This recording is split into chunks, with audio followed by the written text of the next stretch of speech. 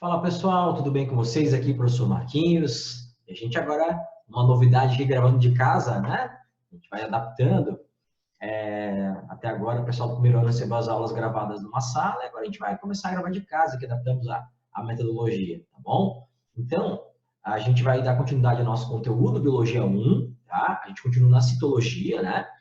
E vocês já viram a aula de membrana plasmática e especializações, e vocês já viram a aula de transportes através de membrana. Então, agora, o que a gente vai fazer? A gente vai entrar na outra parte da célula, que é o citoplasma. Lembra que toda célula tem três partes principais: membrana plasmática, citoplasma e núcleo. Então, a gente vai entrar agora na parte do citoplasma, tá?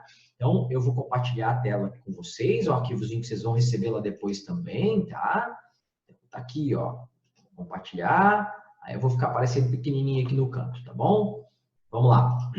Então, vamos lá para a Biologia 1, né? A gente está trabalhando com citologia, né? Citoplasma e organelas. A gente vai dividir esse conteúdo em duas aulas, tá, gente? Então, essa é a aula 1 de citoplasma e organelas, depois vocês vão ter a aula 2 na quinta-feira, vão receber aí, tá bom?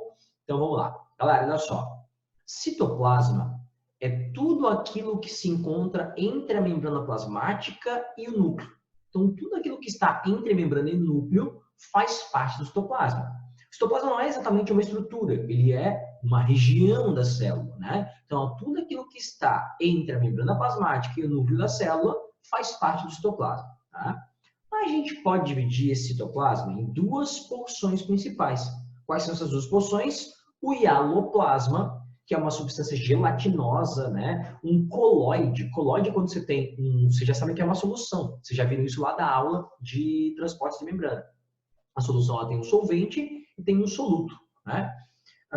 O hialoplasma é um colóide. O colóide é quando esse soluto que está dissolvido no solvente é orgânico, tá? Então, basicamente, o hialoplasma, né, generalizando aqui, ele é água diluindo carboidratos e proteínas, que dá uma consistência gelatinosa. A gente vai falar um pouquinho mais sobre isso já já, tá? E aí tem as organelas, também chamadas de orgânulos ou organoides, que são estruturas dentro de uma célula que vão desempenhar as funções e vão, né, desempenhar ali, né, o metabolismo celular, tá bom? No hialoplasma, a gente tem o que a gente chama de citoesqueleto. Como o nome já diz, citocélula, esqueleto, né, para sustentação, é a estrutura que vai sustentar a célula. A gente vai falar um pouquinho mais também. Que é só um apanhado geral, então, sobre o que é citoplasma. Ok? Galera, olha só. A gente dividiu o citoplasma em duas grandes porções, o hialoplasma e as organelas. O hialoplasma é formado por um colóide, como eu citei anteriormente. Um colóide, ele é um solvente, no nosso caso aqui o solvente é água, né? O solvente é uma substância líquida, aqui nesse caso é água, o solvente universal, dissolvendo proteínas e carboidratos de forma geral, tá? Aí, esse aloplasma, que é onde vão estar as organelas mergulhadas e tal, ele é dividido em duas porções, tá? O endoplasma, endo quer dizer dentro, né? Endoplasma, também conhecido como citosol, que está aqui em vermelho para vocês no desenho, e o ectoplasma, também chamado de citogel, que está aqui para vocês em azul no desenho. Qual que é a diferença, gente? Ó? O endoplasma, endo dentro, é essa parte mais interna em vermelho. O ectoplasma, ecto fora, essa parte mais externa em azul. O ectoplasma, ele tem menos água. Ele vai estar mais para o sólido. É uma substância gelatinosa, mas o citogel, o ectoplasma, vai estar um pouquinho mais tendendo para o sólido. Enquanto o citosol, o endoplasma, um pouquinho mais pendendo para o líquido, tá? Para dar uma força na sustentação da célula aqui, beleza? Bom, aí a gente tem o citoesqueleto, tá? O citoesqueleto, ele é formado por proteínas. O que seria o citoesqueleto? Cara, quando a gente vê uma célula desenhada, de forma geral, o citoesqueleto não está desenhado. Ele não vai estar, né, demonstrado no desenho, porque, cara, ia ficar um desenho muito poluído, porque as organelas vão estar no meio dessas proteínas, assim. Tá? Mas pensa no seguinte, cara, a membrana plasmática a gente já viu que ela é maleável, né? Tem alta capacidade de regeneração e tal, ela é mais molinha. Imagina se tu tivesse uma sala lá da tua casa lá e tal, de borracha. Imagina que a membrana plasmática seria borracha. Cara, tu tinha que ter algumas estacas, sei lá, de metal, de madeira para segurar essa borracha e formar essa, pensa numa barraca, por exemplo, né? Uma tenda de lona, então tem que ter uma armação para segurar. O citoesqueleto seria essa armação da célula, tá? Como a membrana plasmática é mole, né, ela é maleável, tem que ter uma estrutura de armação, que está aqui, ó. A gente tem 2 tipos básicos de proteína. Tem outras, tá, gente? Mas são as principais, tá? Os microtúbulos, que são feitos de uma proteína chamada tubulina, e os microfilamentos, que também a gente vai ter aqui os filamentos intermediários, a gente vai falar disso, que são feitos de uma proteína chamada actina. Então, olha esse desenho aqui, ó. O rosinha aqui é uma parte da membrana plasmática, a parte de cima, aqui o rosinho de baixo é outra parte da membrana. Então, um pedacinho, né, uma fatia de uma célula. Aí aqui tem as organelas, ó, mitocôndria, ribossomos, retículo, que vocês já vão ver. Aí aqui está o citoesqueleto, esse conjunto de proteínas, ó. Essas proteínas em azul aqui, ó, são os microtúbulos de tubulina, tá? Essas aqui em amarelo, ó, assim, amarelo, que estão aqui em várias, né, direções aqui na célula. E essa aqui embaixo, ó, essas rosinhas grudadas na membrana, são actina, né? Então a gente vai chamar os microfilamentos, essa aqui, essas rosinhas, e essas em amarela, como elas estão atravessando o meio da célula, a gente chama de filamentos intermediários. Então, os microfilamentos e os filamentos intermediários são feitos de actina, os microtúbulos de tubulina. Eles vão dar sustentação. Além de atuar na sustentação, de ser o esqueleto da célula para sustentar ela, essas proteínas também vão atuar, tá, na divisão celular, que é um conteúdo que vocês vão ver, né, posteriormente. Elas vão atuar na divisão dos cromossomos lá na célula, vocês vão ver isso logo, logo. E também atuam em movimentos celulares. Vocês já viram o processo de pinocitose e fagocitose. Então, essas expansões da membrana que acontecem na fag e na pinocitose a membrana entrando, na fagocitose ela expandindo, são, né, realizados pelo citoesqueleto. Na verdade, quem é modificado, a alteração se dá na membrana. Mas quem é que leva a membrana para frente, para trás e tal? É o citoesqueleto. Tá? Então, esses movimentos celulares, a gente chama de movimentos ameboides, são, né, realizados pelo citoesqueleto.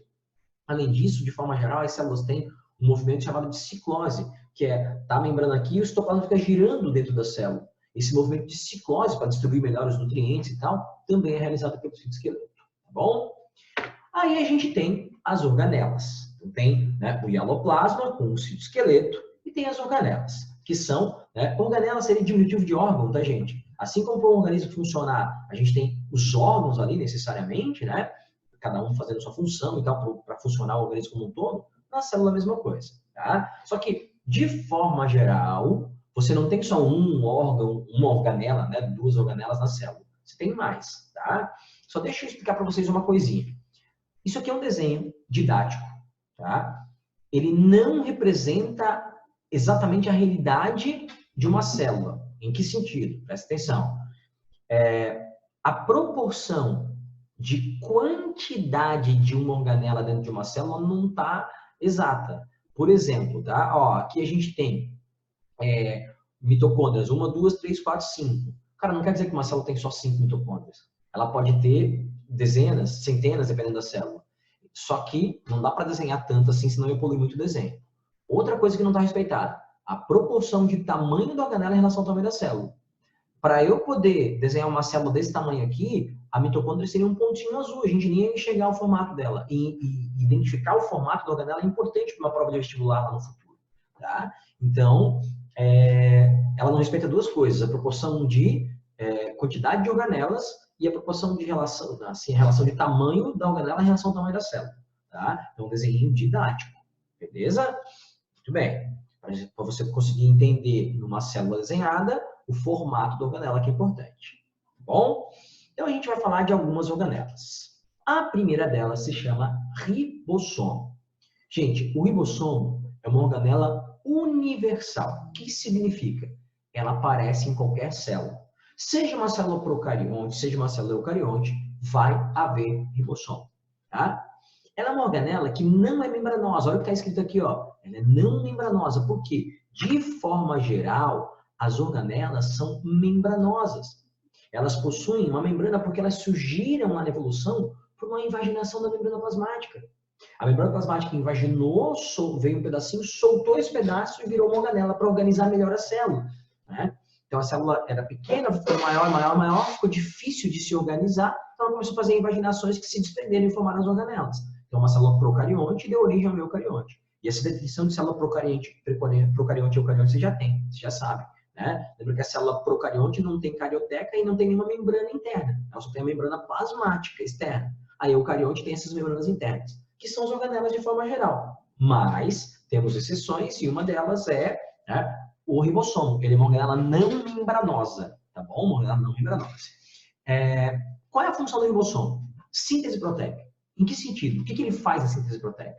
Lá no terceirão vocês vão ver, o processo de síntese proteica, cara, ele acontece dentro do ribossomo. A montagem de uma proteína, a ligação de aminoácido no outro, para montar uma proteína, que vocês já viram lá na bioquímica também, acontece dentro de um ribossomo, tá? Então, a função dele é a síntese proteica. Ele é um sítio, local de síntese proteica, tá? Onde é que eles podem ser encontrados? Soltos no hialoplasma, que a gente chama de polissomos ou polirribossomos. Tem dentro de organelas, mitocôndrio e cloroplasto. Tem ribossomo na carioteca, que vocês já vão entender por quê. E tem ribossomo aderido a uma organela que vocês já vão aprender, chamada de retículo endoplasmático rugoso. Então, são os locais que a gente tem ribossomos na célula, tá? Apesar de ser uma organela universal, que aparece tanto em eucarionte quanto em procarionte, tá? Existe uma diferença nas organelas dos ribossomos de procarionte e eucarionte. Ribossomo de procarionte, todo ribossomo, tá, gente? Todo ribossomo é formado por duas subunidades que se encaixam. Dois pedaços, duas subunidades que se encaixam para formar um ribossomo. Nos procariontes, você tem uma subunidade chamada de 30S, outra subunidade chamada de 50S. E quando você junta as dois, fica um ribossomo 70S.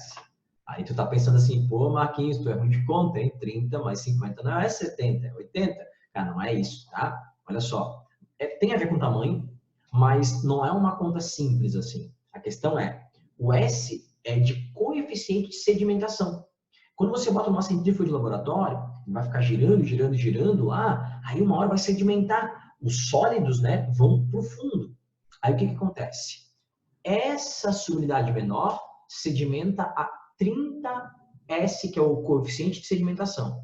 Essa maior sedimenta a 50S. Entendeu? Só que quando os dois estão juntos, sedimentam a 70S. Então, o S aqui é um coeficiente de sedimentação. Tá? Não é uma conta simples. Tem a ver com tamanho, ok, mas não é só isso. Aí, olha só. Nos eucariontes, são duas subunidades. Uma é 40S, outra é 60S.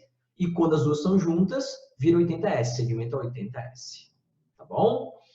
Lembrando, é a única organela universal que aparece tanto em procarionte e eucarionte. E olha só, um detalhe importante, é a única organela que a gente tem, tá? É a única organela que a gente tem nos procariontes. Os procariontes só tem essa, não tem outra. Tá bom? Continuando. Retículo endoplasmático. É uma organela membranosa, tá? Que vai atuar, esse conjunto de cisterninhas aqui, ó, membranosas, que vai atuar em duas funções, né? Transporte de substâncias e armazenamento. Então, coisas que a célula fabrica e precisa armazenar por um tempo, podem ficar aqui dentro, né? Coisas que a célula tem que transportar devido ao movimento de ciclose que a gente falou antes, tá? O retículo plasmático pode passar de um ponto a outro da célula, então transportar coisas dentro da célula. Só que aí acontece o seguinte, nós temos dois tipos de retículo endoplasmático. Tem o rugoso, também chamado de granular ou ergastoplasma, e tem o liso, tá? Então, gente, o retículo rugoso é assim chamado porque ele tem aqui grudado na parte externa dele ribossomos, que são organelas bem pequenininhas, né? E que estão grudadas aqui na face externa, na parte de fora do retículo, tá? Por ter ribossomos aderidos, grudados, além de armazenamento e transporte de substâncias, ele também fabrica proteínas, então é síntese proteica, tá? Já o liso ou agranular, que é o retículo, né, sem os ribossomos grudados, esse que está aqui mais externamente, ó, tá? Ele vai, além de armazenamento e transporte, que os dois fazem, ele sintetiza lipídios, né, gordurinhas e tal, e ele atua em processo de desintoxicação. Por exemplo, quando tu consome uma medicação, que é uma droga pra gente, né, uma droga lícita, mas é uma droga, ou álcool, sei lá, né, quando a pessoa consome alguma droga, né, vai passar pelo retículo liso lá das células hepáticas, células do fígado, mas dentro de cada célula quem faz isso é o retículo liso, transformando coisas tóxicas em coisas não tóxicas. E claro que não pode sobrecarregar aquela história toda, que a gente vai falar mais pra frente lá na fisiologia, tá? Pessoal, aí um detalhe importante, tá? Marquinhos, tu falou que tem ribossomos, né, no hialoplasma e tem ribossomos no retículo. Qual que é a diferença? A gente tem algumas proteínas que vão ficar atuantes no hialoplasma, tá? Essas serão fabricadas pelos polissomos, os ribossomos soltos no hialoplasma. Tá? Que eles, na verdade, a gente diz soltos, mas eles ficam em grupinhos, né? Mas eles não estão grudados no retículo. O retículo rugoso fabrica proteínas que serão secretadas da célula, vão para fora da célula. Tá? Tipo uma enzima lá, que é uma célula gástrica que tem que fabricar para jogar para o estômago fazer digestão. Né? Então, ele vai para fora da célula. A gente chama de proteína transmembrana. Então, proteínas transmembrana, que vão ser secretadas pela célula, serão fabricadas no retículo rugoso. Proteínas, né, que são intrínsecas, que vão ficar dentro de endoplasma, são fabricadas nos ribossomos soltos, lá os polissomos. Tá? Beleza. Vamos falar agora do complexo de Golgi. Galera, o complexo de Golgi é um conjunto de vesículas achatadas. Tá? Ah, só um detalhezinho que eu tenho que falar aqui, ó. Gente, o retículo rugoso é sempre a organela que está mais próxima do núcleo. É um pedaço do retículo rugoso que se desprende aqui e forma a carioteca. A carioteca é um pedaço do retículo rugoso. E por isso que a carioteca também tem ribossomos aderidos. É um pedaço do retículo rugoso. É sempre a organela mais próxima do núcleo aqui da carioteca. Tá? Beleza, vamos lá. Complexo de Golgi. Um conjunto de vesículas achatadas que nos vegetais é chamado de dictiossomos. Tá? Ele tem duas faces, a face cis e a face trans. A face cis é voltada para o núcleo, é voltada para o meio da célula, para o retículo plasmático rugoso, a gente já vai ver qual é essa relação. E a face trans é voltada para a membrana plasmática. Tá? Quais são as funções? Cara, é uma organela muito versátil, ela faz muitas coisas, mas a principal função é secreção celular. Secretar é diferente de excretar. Excreção é uma coisa que tu quer jogar fora.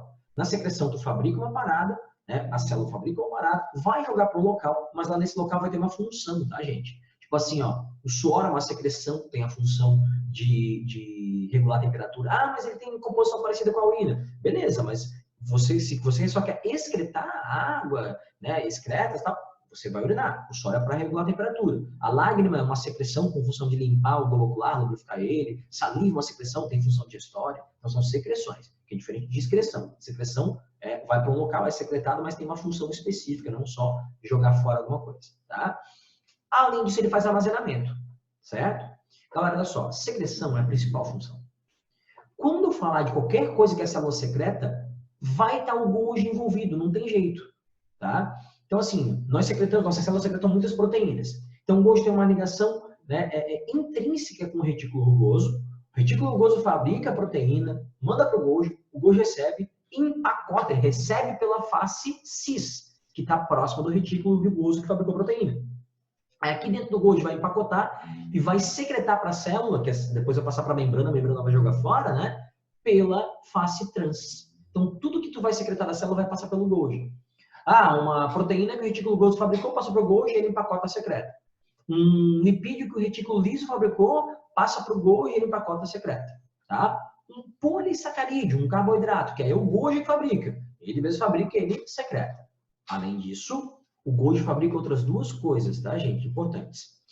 Para o espermatozoide conseguir perfurar um óvulo, para fecundar o óvulo, ele tem que ter uma bolsinha de enzimas aqui na sua cabecinha, na sua face anterior, tá? Que chama acrossomo. O acrossomo é uma bolsa de enzimas, né, fabricada pelo Golgi. Percebe? Enzima é proteína. As enzimas foram fabricadas pelo retículo rugoso. Mas o Golgi recebeu essas enzimas, empacotou e formou o acrossomo, que está no espermatozoide. Tá? Os lisossomos, que a gente chama de lisossomos primários, vocês já vão entender por quê. Os lisossomos primários, né, ou lisossomos simplesmente, eles, tá, também são fabricados pelo Golgi. Lisossomo é uma organela que a gente vai ver aqui na sequência, que ela tem a função de digerir coisas dentro da célula, faz digestão intracelular. Tá? Então, o Golgi recebe as enzimas digestórias, que a gente chama de enzimas hidrolíticas ou hidrolases, enzimas lisossomais, aqui no caso, que a gente está falando de lisossomo.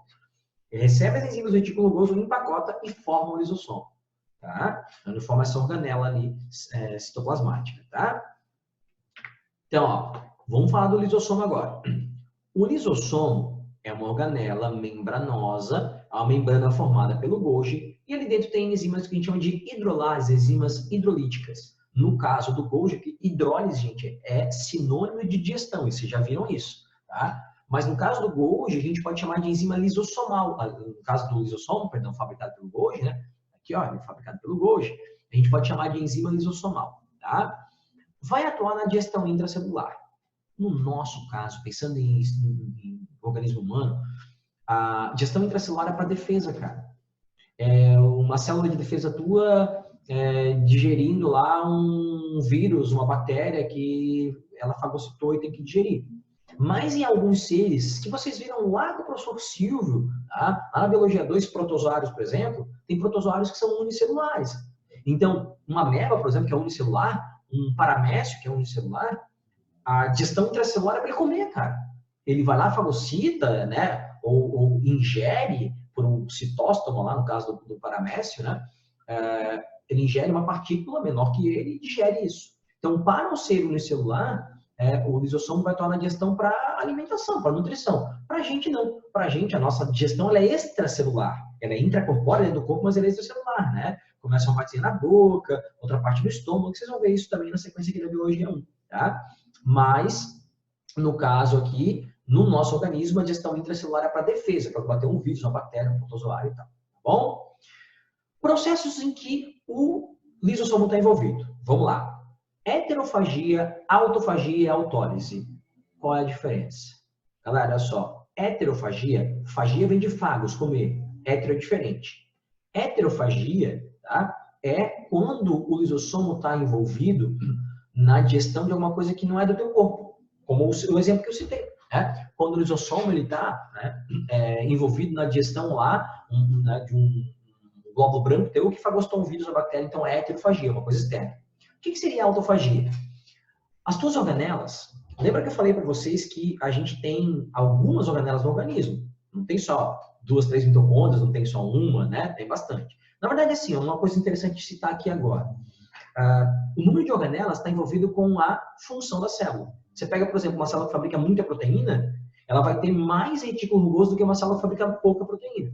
Você pega uma célula que gasta muita energia, como uma célula muscular, vai ter mais mitocôndria, que vocês vão ver depois, que a mitocôndria é uma organela que gera energia, tá? Ela vai ter mais mitocôndria do que uma célula óssea que gasta menos energia. Então, a quantidade de organelas está relacionada com a função da célula também, tá? Aí é o seguinte, a gente tem tá? O processo de autofagia com o lisossomo digerindo organelas velhas. Então, as organelas velhas vão morrendo, vão ficando sem utilidade, vão sendo destruídas por lisossomos e outras novas vão sendo formadas na célula. Então, autofagia é isso. Heterofagia é digerir coisas estranhas, como um vírus ou uma bactéria, dentro de células de defesa. A autofagia é o lisossomo começar a destruir, né, organelas velhas para abrir espaço para fabricar novas que vão funcionar melhor. E a autólise, gente, é diferente de autofagia. A autofagia é a digestão do lisossomo digerindo, né, organelas velhas. A autólise é uma autodigestão da célula, uma célula se digerindo de dentro para fora. Isso pode ser programado ou não. Então, imagina que, em um dado momento, programado ou não, alguma coisa faz o lisossomo romper sua membrana, as enzimas vão começar a digerir a célula de dentro para fora. Tá? E aí, então, você vai ter, né, o que a gente chama de autólise, que pode ser programada ou não. Tá? Olha só, quando é programada, o nome é apoptose.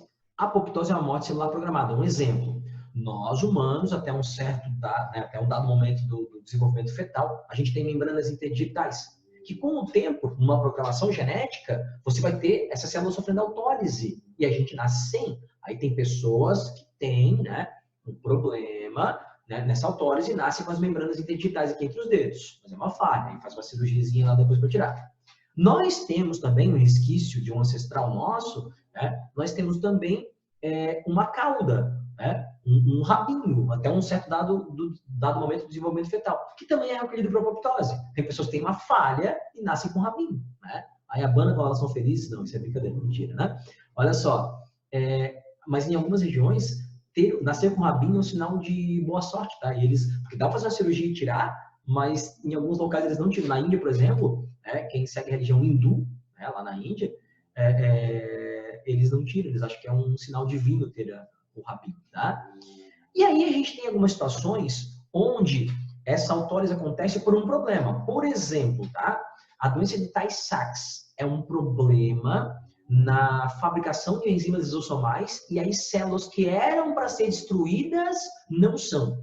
Aí ficam células que eram para ser destruídas e não foram acumuladas no sistema nervoso, causando problemas, levando aí geralmente à morte muito precoce da criança que tem essa doença. E a silicose é assim, pessoal. A silicose também é conhecida como pneumoconiose, também conhecida como doença dos mineiros que trabalham em minas de carvão, né? Carvão mineral e não carvão vegetal do churrasco. Funciona assim. essa mineração de carvão e a queima de carvão também para usar como combustível, tá? Ela vai liberar cristais de sílica. Sílica é um mineral que forma a areia. E a sílica, ela é muito... Você não tem como digerir, né? Um mineral, você não tem enzima para digerir. Então, pensa num grão de areia microscópico, cheio de ponta que está ali no ar. Aí, o cara que trabalha com isso inala aquilo. Aquilo vai para o teu sistema respiratório, né, e vai começar a machucar. Aí os teus lisossomos vão tentar digerir, cara. Só que eles não têm enzima para digerir aquilo. Então, o lisossomo chega perto daquela parada cheia de ponta, a ponta vai perfurar o lisossomo, as enzimas vão vazar e vão matar a célula de dentro para fora, levando ali a um processo de cicatrização, fibrose, aí o pulmão fica muito rígido, né? Aí perde elasticidade pulmonar, capacidade respiratória, pode desenvolver um câncer de pulmão por conta disso, né? Então, isso é a silicose ou pneumoconiose, tá bem? Vamos lá, então. Eu montei aqui um exercíciozinho para a gente revisar essas primeiras organelas, tá? Estabeleça a relação das estruturas com a função que desempenha na célula. Então, vamos lá. Retículo, citoesqueleto, complexo golgiense, o complexo de Golgi, retículo plasmático não granuloso, também conhecido como liso, né? E o lisossomo. Então, vamos lá. Retículo plasmático granuloso, vamos para as funções aqui, ó. Secreção não, né, cara? Isso é o complexo golgiense. Digestão de substância do lisossomo, produção de certas proteínas, sim, né? O granuloso rugoso produz proteínas. Citoesqueleto que ele faz? Letra D, né? Sustentação e movimentos celulares. Complexo golgiense ou complexo de Golgi vai atuar onde? Vai atuar na secreção. Lembra que é a principal função dele, né? Retículo plasmático não granuloso ou liso, desintoxicação de substâncias e também, né, inativação de substâncias tóxicas e também síntese de ácido graxo, que é um componente dos lipídios, de fosfolipídios e esteroides, que são tipos de lipídios. E aí o lisossomo faz digestão de substâncias dentro da célula, tá bom? Próxima aulinha, gente, a gente vai terminar aqui as organelas, faltaram algumas, né? E vai fazer mais um outro exercíciozinho aí da UFSC programado bem legalzinho pra gente, tá bom? Valeu, brigadão, boa semana para vocês, um abraço para todos.